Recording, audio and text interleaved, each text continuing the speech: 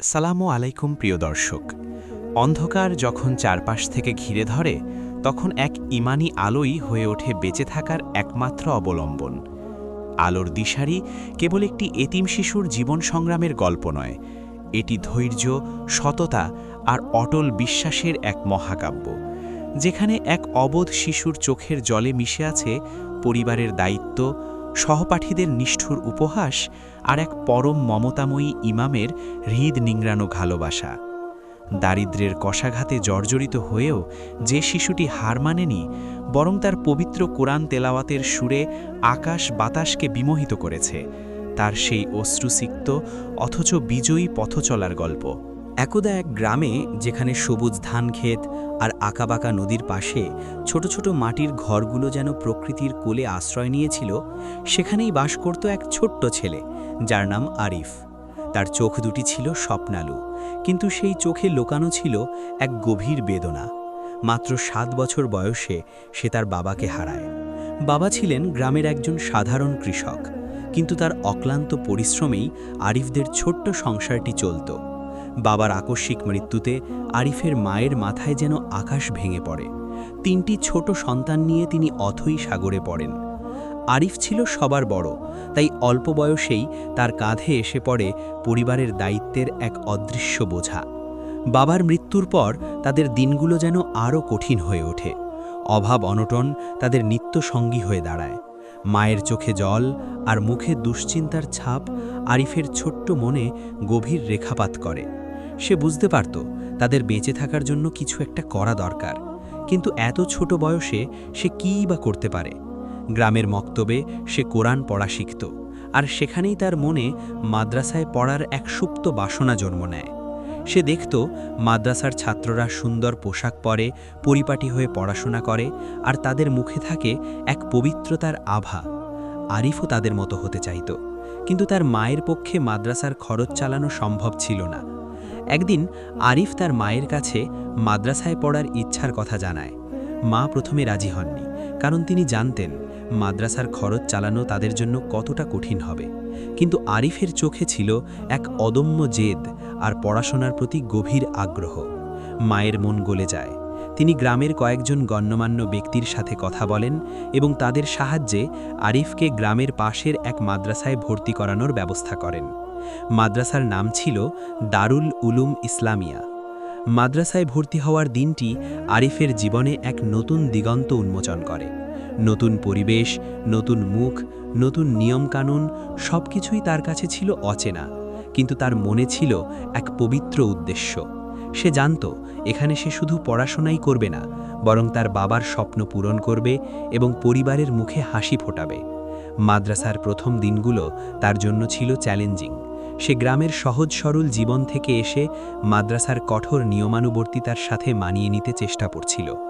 অন্যান্য ছাত্রদের অনেকেই ছিল অবস্থাপন্ন পরিবারের সন্তান, যারা আরিফের মতো অভাবী ছিল না।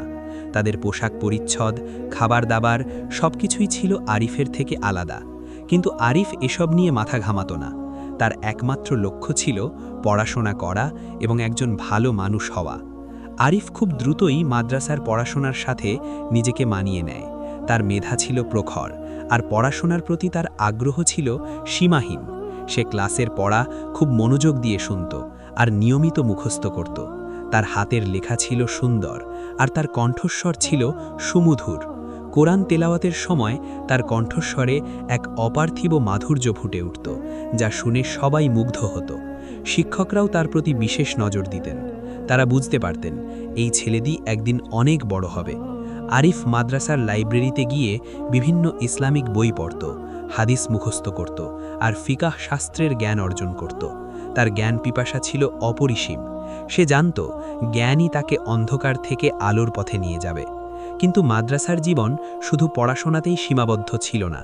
এখানে ছিল কিছু দুষ্টু প্রকৃতির ছাত্র, যারা আরিফের মতো গরিব ও এতিম ছাত্রদের প্রতি সহানুভূতিশীল ছিল না।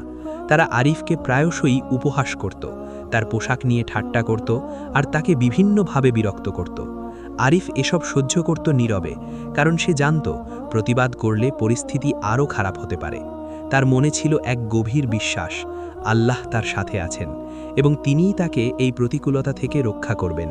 সে তার কষ্টগুলো আল্লাহের কাছে বলতো আর নামাজে দাঁড়িয়ে চোখের জল ফেলত। তার বিশ্বাস ছিল একদিন সব ঠিক হয়ে যাবে। এই বিশ্বাসই তাকে এগিয়ে চলার সাহস জোগাত। এভাবেই আরিফের মাদ্রাসার জীবন শুরু হয়। একদিকে পড়াশোনার প্রতি তার অদম্য আগ্রহ, অন্যদিকে সহপাঠীদের অত্যাচার আর পরিবারের প্রতি তার দায়িত্ববোধ। এই সব কিছু নিয়েই সে এগিয়ে চলছিল তার জীবনের পথে। তার মনে ছিল এক দৃঢ় সংকল্প, সে হার মানবে না। সে জানত তার পথ সহজ নয়, কিন্তু তার ঈমানি শক্তি তাকে সব বাধা অতিক্রম করতে সাহায্য করবে। মাদ্রাসার দিনগুলো যতই গড়িয়ে যাচ্ছিল, আরিফের মনে পরিবারের প্রতি দায়িত্ববোধ ততই তীব্র হচ্ছিল। তার মা গ্রামের বাড়িতে ছোট ভাই বোনদের নিয়ে অনেক কষ্টে দিন কাটাচ্ছিলেন। আরিফ জানত মাদ্রাসার সামান্য খরচটুকুও তার মায়ের জন্য এক বিশাল বোঝা। তাই সে সিদ্ধান্ত নেয় মাদ্রাসার পড়াশোনার পাশাপাশি সে নিজেও কিছু কাজ করবে, যাতে পরিবারের মুখে একটু হাসি ফোটাতে পারে। সকাল থেকে দুপুর পর্যন্ত মাদ্রাসায় ত্রাস করত আরিফ। দুপুরের খাবারের পর যখন অন্য ছাত্ররা বিশ্রাম নিত বা খেলাধুলা করত, তখন আরিফ বেরিয়ে পড়ত কাজের সন্ধানে। প্রথমে সে গ্রামের বিভিন্ন বাড়িতে গিয়ে ছোটখাটো কাজ খুঁজত।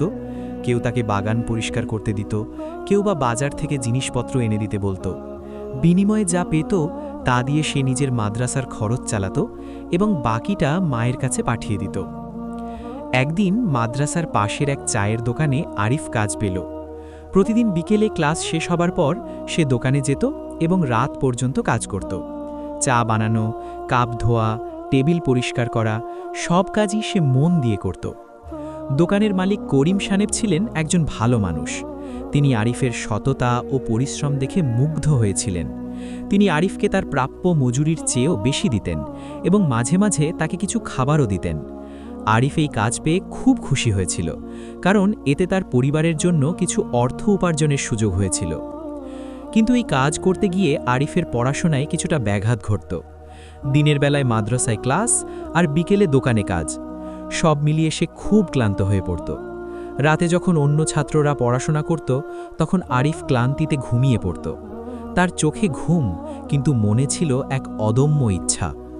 সে জানত এই কষ্ট সাময়িক, একদিন সে ঠিকই তার লক্ষ্যে পৌঁছাবে। আরিফের এই জীবন সংগ্রাম মাদ্রাসার কিছু ছাত্রের চোখে পড়ত। তাদের মধ্যে কেউ কেউ আরিফের প্রতি সহানুভূতিশীল ছিল, কিন্তু বেশিরভাগই তাকে নিয়ে উপহাস করত। তারা বলতো, দেখো, মাদ্রাসার ছাত্র হয়েও চায়ের দোকানে কাজ করে, ওর দ্বারা আর কি হবে। আরিফ এসব কথা শুনে কষ্ট পেত, কিন্তু সে কাউকে কিচ্ছু বলতো না। সে জানত তার কাজই তার পরিচয়। একবার আরিফের ছোট বোন গুরুতর অসুস্থ হয়ে পড়ে। মায়ের কাছে টাকা ছিল না তাকে ডাক্তার দেখানোর। আরিফ এই খবর শুনে খুব চিন্তিত হয়ে পড়ে। সে করিম সাহেবের কাছে গিয়ে তার বোনের অসুস্থতার কথা জানায় এবং কিছু টাকা অগ্রিম চায়। করিম সাহেব আরিফের সততা ও দায়িত্ববোধ দেখে তাকে সাহায্য করতে রাজি হন। তিনি আরিফকে কিছু টাকা দেন এবং বলেন, তোমার বোন সুস্থ হয়ে উঠুক, এটাই আমি চাই, টাকার জন্য চিন্তা করো না। আরিফ করিম সাহেবের প্রতি কৃতজ্ঞতা প্রকাশ করে এবং দ্রুত বাড়িতে গিয়ে তার বোনকে ডাক্তার দেখানোর ব্যবস্থা করে। এই ঘটনা আরিফের মনে আরও দৃঢ় সংকল্প তৈরি করে। সে বুঝতে পারে তার পরিবারের জন্য তাকে আরও বেশি পরিশ্রম করতে হবে। সে মাদ্রাসার পড়াশোনা এবং দোকানের কাজ দুটোই সমান গুরুত্ব দিয়ে করতে শুরু করে। সে রাতে কম ঘুমাত আর ফজরের নামাজের পর পড়াশোনা করত। তার মেধা ও পরিশ্রমের কারণে সে ক্লাসে ভালো ফলাফল করত। শিক্ষকেরাও তার প্রতি আরও বেশি সহানুভূতিশীল হয়ে ওঠেন। তারা বুঝতে পারতেন এই ছেলেটি শুধু পড়াশোনাই করছে না, বরং জীবন সংগ্রামও করছে। আরিফের এই জীবন সংগ্রাম তাকে আরও পরিপক্ক করে তোলে। সে বুঝতে পারে জীবনের প্রতিটি মুহূর্তই এক একটি পরীক্ষা। এই পরীক্ষায় তাকে উত্তীর্ণ হতে হবে। তার ঈমানি শক্তি তাকে এই কঠিন সময়ে সাহস জোগাত। সে নিয়মিত নামাজ পড়ত, কোরআন তেলাওয়াত করত আর আল্লাহর কাছে সাহায্য চাইত। তার বিশ্বাস ছিল আল্লাহ তাকে কখনো একা ছাড়বেন না। মাদ্রাসার জীবনে আরিফ অনেক কিছু শিখছিল। সে শুধু কিতাবি জ্ঞানই অর্জন করছিল না, বরং জীবনের বাস্তব অভিজ্ঞতাও লাভ করছিল। সে বুঝতে পারছিল দারিদ্র্য কোনো অভিশাপ নয়, বরং এটি এক ধরনের পরীক্ষা। এই পরীক্ষায় উত্তীর্ণ হতে পারলে মানুষ আরও শক্তিশালী হয়। তার মনে ছিল এক দৃঢ় বিশ্বাস, একদিন সে ঠিকই তার পরিবারের মুখে হাসি ফোটাতে পারবে। তার এই বিশ্বাসই তাকে এগিয়ে চলার সাহস জোগাত। এভাবেই আরিফ তার জীবন সংগ্রাম চালিয়ে যাচ্ছিল। একদিকে মাদ্রাসার পড়াশোনা, অন্যদিকে পরিবারের জন্য কাজ, এই দুটোই সে সমানভাবে সামলে চলছিল। তার মনে ছিল এক দৃঢ় সংকল্প, সে হার মানবে না। সে জানত তার পথ সহজ নয়, কিন্তু তার ঈমানী শক্তি তাকে সব বাধা অতিক্রম করতে সাহায্য করবে। তার এই জীবন সংগ্রাম তাকে একজন সত্যিকারের আলোর দিশারিতে পরিণত করছিল। আরিফের জীবন সংগ্রাম যতই তীব্র হচ্ছিল, মাদ্রাসার কিছু ছাত্রের হিংসা ও বিদ্বেষ ততই বাড়ছিল। তারা আরিফের সততা, পরিশ্রম এবং পড়াশোনার প্রতি তার একাগ্রতাকে সহ্য করতে পারত না।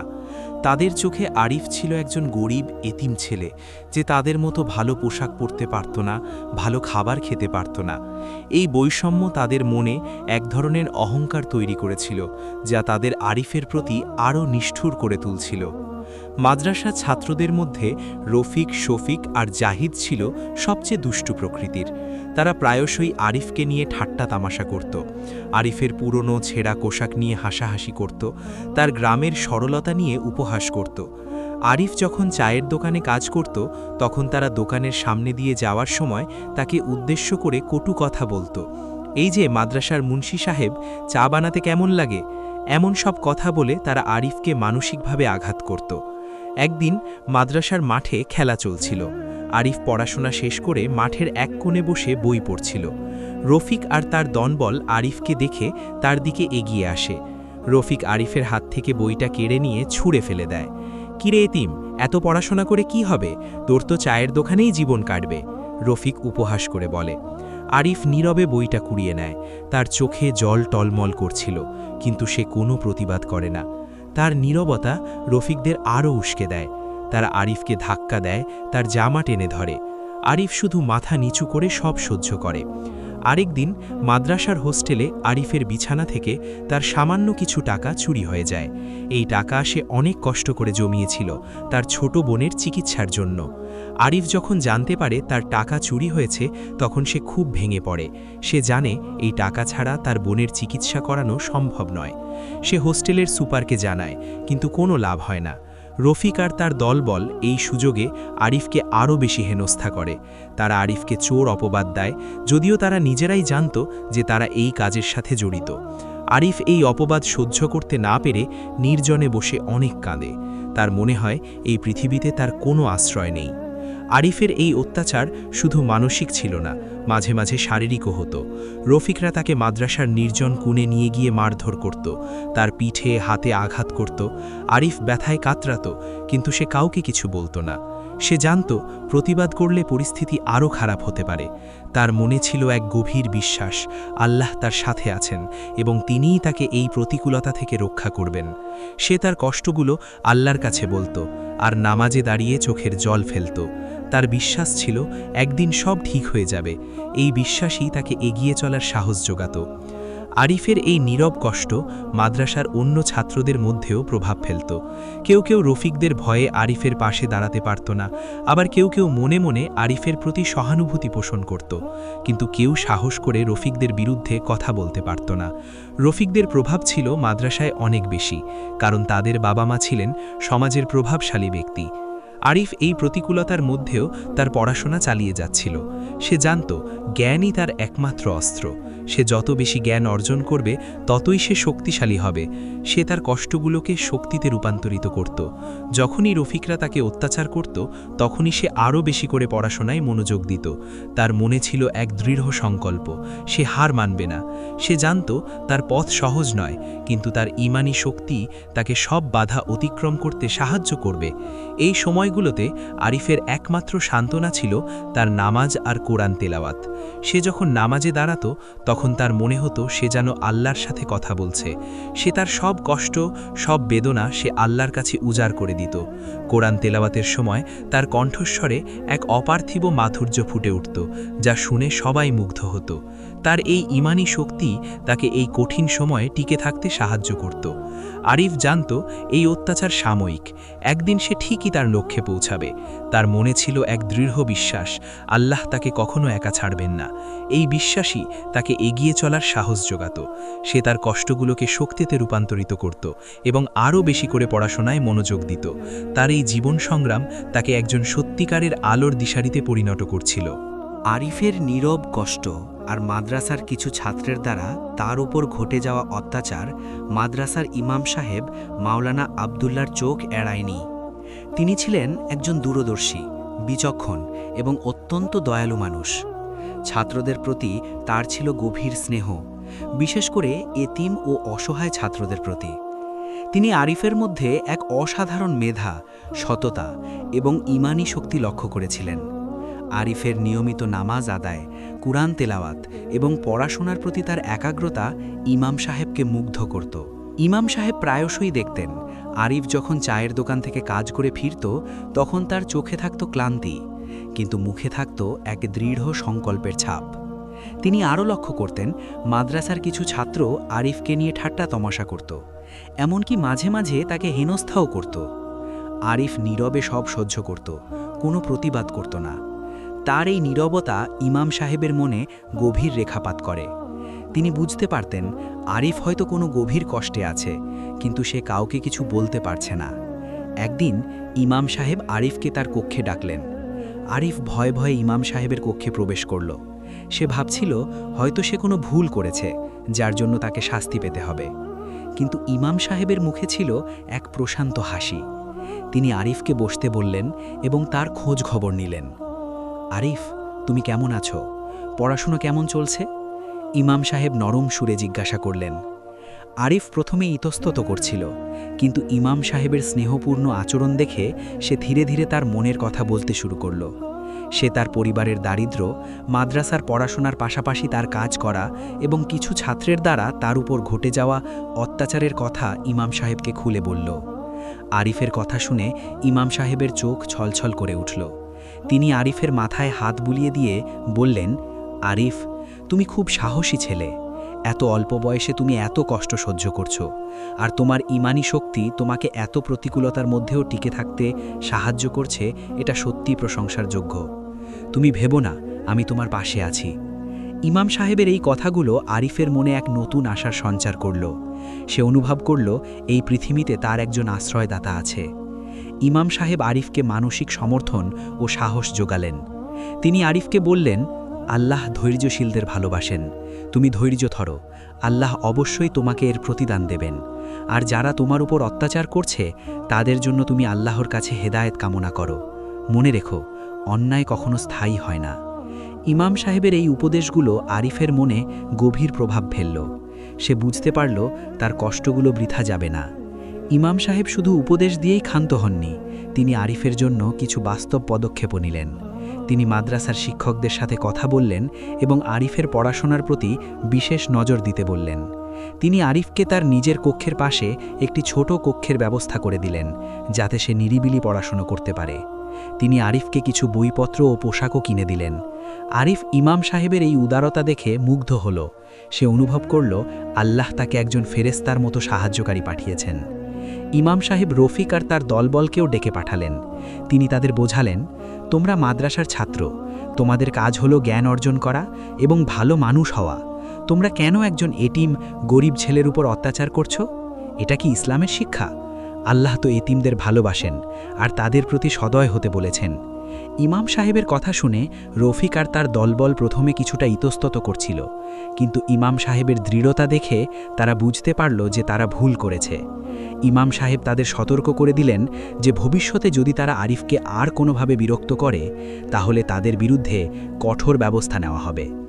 ইমাম সাহেবের এই পদক্ষেপের পর রফিক আর তার দলবল আরিফকে আর বিরক্ত করত না। তাদের মধ্যে কিছুটা পরিবর্তন এসেছিল। তারা বুঝতে পারছিল তাদের কাজগুলো অন্যায় ছিল। আরিফও তাদের প্রতি কোনো বিদ্বেষ পোষণ করত না। সে ইমাম সাহেবের উপদেশ মেনে তাদের জন্য আল্লাহর কাছে হেদায়েত কামনা করত। ইমাম সাহেব আরিফের পড়াশোনায় আরও বেশি মনোযোগ দিতে শুরু করলেন। তিনি আরিফকে নিয়মিত কুরআন ও হাদিসের ব্যাখ্যা শোনাতেন, ইসলামিক ইতিহাসের গল্প বলতেন আর ফিক শাস্ত্রের জ্ঞান দিতেন। আরিফ ইমাম সাহেবের কাছ থেকে অনেক কিছু শিখছিল। সে শুধু কিতাবি জ্ঞানই অর্জন করছিল না, বরং জীবনের বাস্তব অভিজ্ঞতাও লাভ করছিল। ইমাম সাহেব আরিফকে একজন আদর্শ মুসলিম হিসাবে গড়ে তোলার চেষ্টা করছিলেন। আরিফ ইমাম সাহেবের প্রতি গভীরভাবে কৃতজ্ঞ ছিল। সে জানত ইমাম সাহেব না থাকলে তার জীবন হয়তো আরও কঠিন হতো। ইমাম সাহেব তার জন্য শুধু একজন শিক্ষকই ছিলেন না, বরং একজন অভিভাবক, একজন বন্ধু এবং একজন পথপ্রদর্শকও ছিলেন। আরিফ ইমাম সাহেবের কাছ থেকে যে ভালোবাসা ও সমর্থন পেয়েছিল তা তাকে আরও বেশি করে পড়াশোনায় মনোযোগ দিতে এবং একজন ভালো মানুষ হতে অনুপ্রাণিত করত। ইমাম সাহেবের আশ্রয় আরিফের জীবনে এক নতুন আলোর দিশা নিয়ে এসেছিল। সে বুঝতে পারল আল্লাহ তাকে কখনো একা ছাড়েননি। তিনি তাকে এমন একজন মানুষের কাছে পাঠিয়েছেন যিনি তাকে অন্ধকার থেকে আলোর পথে নিয়ে এসেছেন। আরিফ তার ঈমানী শক্তি, ধৈর্য এবং সততার মাধ্যমে প্রতিকূলতা জয় করার জন্য আরও বেশি করে অনুপ্রাণিত হল। তার মনে ছিল এক দৃঢ় সংকল্প, সে হার মানবে না। সে জানত তার পথ সহজ নয়, কিন্তু তার ঈমানী শক্তি তাকে সব বাধা অতিক্রম করতে সাহায্য করবে। ইমাম সাহেবের স্নেহ, সমর্থন এবং দিক নির্দেশনা আরিফের জীবনে এক নতুন মোড় নিয়ে আসে। তার ঈমানী শক্তি, ধৈর্য এবং সততা তাকে প্রতিকূলতার বিরুদ্ধে লড়াই করার জন্য আরও বেশি অনুপ্রাণিত করে। সে বুঝতে পারল আল্লাহ তাকে একা ছাড়েননি, বরং তাকে এমন একজন পথপ্রদর্শক দিয়েছেন যিনি তাকে অন্ধকার থেকে আলোর পথে নিয়ে এসেছেন। ইমাম সাহেবের হস্তক্ষেপে রফিক, শফিক আর জাহিদের আচরণে পরিবর্তন আসতে শুরু করে। তারা প্রথমে কিছুটা অনিচ্ছা সত্ত্বেও আরিফকে আর বিরক্ত করত না। ইমাম সাহেব তাদের নিয়মিত নসিহত করতেন, ইসলামের শিক্ষা সম্পর্কে বলতেন এবং ইয়েতিমদের প্রতি সদয় হওয়ার গুরুত্ব বোঝাতেন। ধীরে ধীরে তাদের মনে অনুশোচনা জন্ম নেয়। তারা বুঝতে পারল তারা আরিফের প্রতি যে অন্যায় করেছে তা ইসলামের শিক্ষার পরিপন্থী। একদিন রফিক আরিফের কাছে এসে ক্ষমা চাইল। আরিফ, আমরা তোমার সাথে যা করেছি তার জন্য আমরা সত্যিই লজ্জিত, তুমি আমাদের ক্ষমা করে দাও। রফিক অনুতপ্ত কণ্ঠে বলল। আরিফ কোনো দ্বিধা না করে রফিককে ক্ষমা করে দিল। তার মনে কোনো বিদ্বেষ ছিল না, সে জানত ক্ষমা মহৎ গুণ। রফিকের এই পরিবর্তন দেখে শফিক আর জাহিদও আরিফের কাছে ক্ষমা চাইল। আরিফ তাদেরও ক্ষমা করে দিল। এই ঘটনা মাদ্রাসার অন্য ছাত্রদের মধ্যেও এক ইতিবাচক প্রভাব ফেলে। তারা বুঝতে পারল হিংসা ও বিদ্বেষের চেয়ে ভালোবাসা ও ক্ষমা অনেক বেশি শক্তিশালী। এই ঘটনার পর আরিফের মাদ্রাসার জীবন আরও সহজ হয়ে ওঠে। সে এখন মন দিয়ে পড়াশোনা করতে পারত, কোনো ভয় বা দুশ্চিন্তা ছাড়াই। ইমাম সাহেব তাকে আরও বেশি করে পড়াশোনায় উৎসাহিত করতেন। আরিফ তার মেধা ও পরিশ্রমের কারণে ক্লাসে ভালো ফলাফল করতে শুরু করে। তার হাতের লেখা ছিল সুন্দর আর তার কণ্ঠস্বর ছিল সুমধুর। কুরআন তেলাওয়াতের সময় তার কণ্ঠস্বরে এক অপার্থিব মাধুর্য ফুটে উঠত, যা শুনে সবাই মুগ্ধ হতো। শিক্ষকরাও তার প্রতি বিশেষ নজর দিতেন। তারা বুঝতে পারতেন এই ছেলেটি একদিন অনেক বড় হবে। আরিফ শুধু পড়াশোনাতেই ভালো ছিল না, সে মাদ্রাসার অন্যান্য কার্যক্রমেও সক্রিয়ভাবে অংশ নিত। সে মাদ্রাসার বাগান পরিচর্যা করত, ছাত্রদের জন্য পানি আনত আর ছোট ভাইবোনদের পড়াশোনায় সাহায্য করত। তার এই নিঃস্বার্থ সেবা দেখে সবাই মুগ্ধ হতো। সে মাদ্রাসার সবার কাছে প্রিয় হয়ে ওঠে। আরিফের পরিবারের অবস্থাও ধীরে ধীরে উন্নতি হতে শুরু করে। করিম সাহেব আরিফের সততা ও পরিশ্রম দেখে তাকে তার চায়ের দোকানে আরও বেশি সময় কাজ করার সুযোগ দেন। আরিফ এখন আগের চেয়ে বেশি অর্থ উপার্জন করতে পারত। সে তার মায়ের কাছে নিয়মিত টাকা পাঠাত, যা দিয়ে তার ছোট ভাইবোনদের পড়াশোনা ও চিকিৎসার খরচ চলত। তার ছোট বোনও এখন সুস্থ হয়ে উঠেছে। আরিফের মা তার ছেলের এই উন্নতি দেখে খুব খুশি হতেন। তিনি আল্লাহর কাছে শুকরিয়া আদায় করতেন। আরিফের এই জীবন সংগ্রাম তাকে একজন সত্যিকারের আলোর দিশারিতে পরিণত করে। সে শুধু নিজের জীবনকেই আলোকিত করেনি, বরং তার চারপাশের মানুষের জীবনকেও আলোকিত করেছে। তার ধৈর্য, সততা ও ঈমানী শক্তি তাকে প্রতিকূলতা জয় করতে সাহায্য করেছে। সে প্রমাণ করেছে দারিদ্র্য কোনো অভিশাপ নয়, বরং এটি এক ধরনের পরীক্ষা। এই পরীক্ষায় উত্তীর্ণ হতে পারলে মানুষ আরও শক্তিশালী হয়। মাদ্রাসার বার্ষিক পরীক্ষায় আরিফ প্রথম স্থান অধিকার করে। তার এই সাফল্যে ইমাম সাহেব, শিক্ষক এবং মাদ্রাসার সবাই খুব খুশি হন। ইমাম সাহেব আরিফকে বুকে জড়িয়ে ধরেন এবং বলেন, আরিফ, তুমি আমাদের সবার গর্ব। তুমি প্রমাণ করেছ ইচ্ছা থাকলে সব কিছু সম্ভব। আরিফের এই সাফল্য গ্রামের মানুষের মধ্যেও ছড়িয়ে পড়ে। তারা আরিফকে নিয়ে গর্ব করত। আরিফ এখন মাদ্রাসার একজন আদর্শ ছাত্র। সে অন্য ছাত্রদের জন্য এক অনুপ্রেরণা। তার জীবন থেকে সবাই শিখত কিভাবে প্রতিকূলতার মধ্যেও ধৈর্য ধরে এগিয়ে যেতে হয়, কিভাবে ঈমানী শক্তি দিয়ে সব বাধা অতিক্রম করতে হয়। সে প্রমাণ করেছে সততা, পরিশ্রম ও ঈমানী শক্তি থাকলে মানুষ যে কোনো লক্ষ্য অর্জন করতে পারে। আরিফের এই সাফল্য তাকে আরও বেশি করে আল্লাহর প্রতি কৃতজ্ঞ করে তোলে। সে নিয়মিত নামাজ পড়ত, কুরআন তেলাওয়াত করত আর আল্লাহর কাছে শুকরিয়া আদায় করত। সে জানত তার এই সাফল্য আল্লাহরই দান। সে তার জ্ঞান ও অভিজ্ঞতা দিয়ে সমাজের সেবা করতে চাইত। তার স্বপ্ন ছিল সে একজন বড় আলেম হবে এবং মানুষকে সঠিক পথে পরিচালিত করবে। এভাবেই আরিফ তার জীবন সংগ্রাম চালিয়ে যাচ্ছিল। একদিকে মাদ্রাসার পড়াশোনা, অন্যদিকে পরিবারের জন্য কাজ, এই দুটোই সে সমানভাবে সামলে চলছিল। তার মনে ছিল এক দৃঢ় সংকল্প, সে হার মানবে না। সে জানত তার পথ সহজ নয়, কিন্তু তার ঈমানী শক্তি তাকে সব বাধা অতিক্রম করতে সাহায্য করবে। তার এই জীবন সংগ্রাম তাকে একজন সত্যিকারের আলোর দিশারিতে পরিণত করছিল।